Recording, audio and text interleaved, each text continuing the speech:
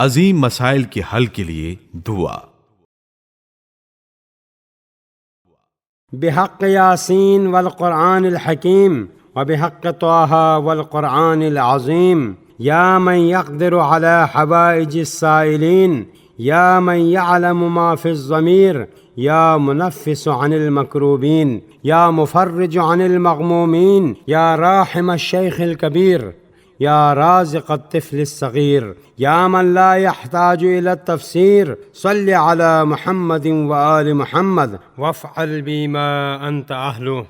یاسین اور قرآن حکیم کے حق کا واسطہ، طٰہٰ اور قرآن عظیم کے حق کا واسطہ، اے وہ ذات جو تمام سائلوں کی حاجتوں کا اختیار رکھتی ہے، اے وہ خدا جو دلوں کے رازوں کو جانتا ہے، اے رنج دیدہ افراد کے رنج کو دور کرنے والے، اے مغموم افراد کے غم کا علاج کرنے والے، اے بوڑھے مجبوروں پر رحم کرنے والے،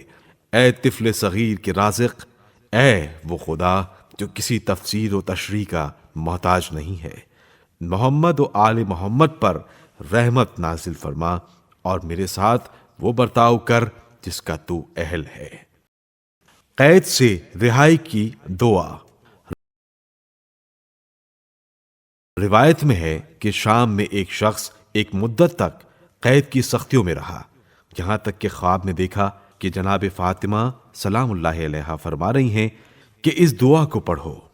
جس کو سیکھ کر اس نے پڑھ لیا تو رہائی پا کر گھر چلا گیا۔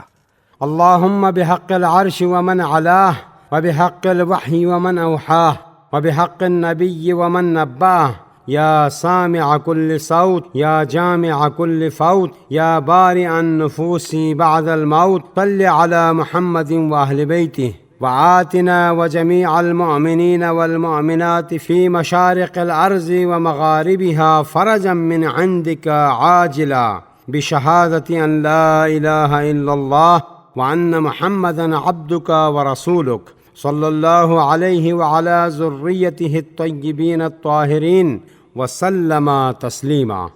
خدایا تجھے عرش اور اس پر بلند ہونے والے کا واسطہ، تجھے وحی اور اس کے نازل کرنے والے کا واسطہ، تجھے نبی اور انہیں نبی بنانے والے کا واسطہ، تجھے کعبہ اور اس کے بنانے والے کا واسطہ، اے ہر آواز کے سننے والے، ہر گمشدہ کے جمع کرنے والے، موت کے بعد نفوس کو زندگی دینے والے، محمد صلی اللہ علیہ وآلہ وسلم اور ان کے اہل بیت پر رحمت نازل فرما، اور مجھے اور شرق و غرب عالم کے تمام مومنین و مومنات کو اپنی طرف سے فوری سکون و آرام عنایت فرما۔ تجھے لا الہ الا اللہ محمد الرسول اللہ کا واسطہ، اللہ حضرت محمد اور ان کی پاک و پاکیزہ ذریت پر رحمت نازل فرمائے اور میرا سلام پہنچا دے۔ خطرات سے محفوظ رہنے کی دعا۔ بسم اللہ الرحمن الرحیم یا حی یا قیوم برحمتک استغیث فاغثنی ولا تکلنی الی نفسی طرفۃ عین واصلح لی شأنی کلہ۔ آغاز اللہ کے نام سے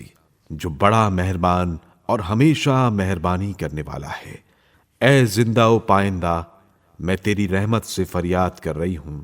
لہٰذا میری فریاد کو پہنچ اور مجھے ایک لمحے کے لیے بھی میرے حوالے نہ کر دینا اور میرے تمام حالات کی اصلاح کر دینا۔